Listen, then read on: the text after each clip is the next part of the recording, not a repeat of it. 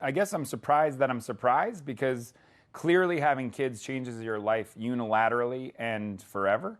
But I think that the fact that they have seeped in so deeply to my creative process has been amazing to watch. And honestly, I just feel lucky because I genuinely am inspired by them.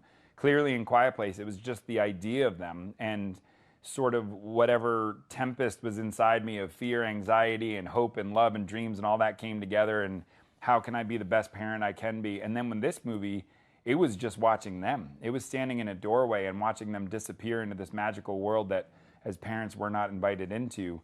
I just thought that is a world that I wish I could go into, so why not do a movie about it? We've started the match bliff. It was the pandemic, actually, when I started to see that that might go away, that their light started to dwindle and they started to play fewer and fewer imaginary games. And they started to let the real world in, and they started asking big questions like, are we going to be okay?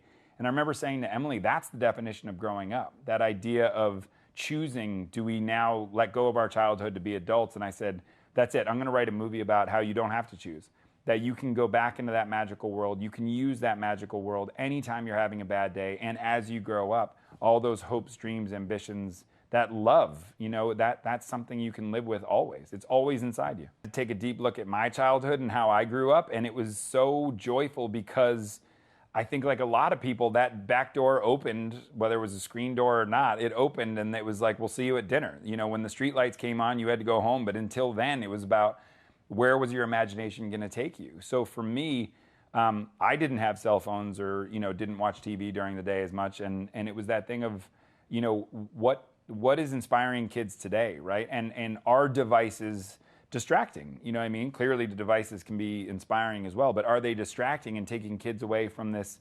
not only ability to think up their own worlds, but also interact, so that the more you bump into other kids, the more fun you can have inventing things of your own. Like it sounds like a lie when I say I didn't premeditate it, but I haven't premeditated any of these, and it just sort of snowballs into this thing of once I'm wholeheartedly 150% into the movie, especially this one for my kids, I think playing the dad in the movie, I had to play the dad only because I probably would have annoyed the hell out of whatever actor was doing it. Like, no, what I meant was, and what I would say is, and so I just thought, you know what, I should do this to save whatever actor the trouble of having to hear my terrible notes all day.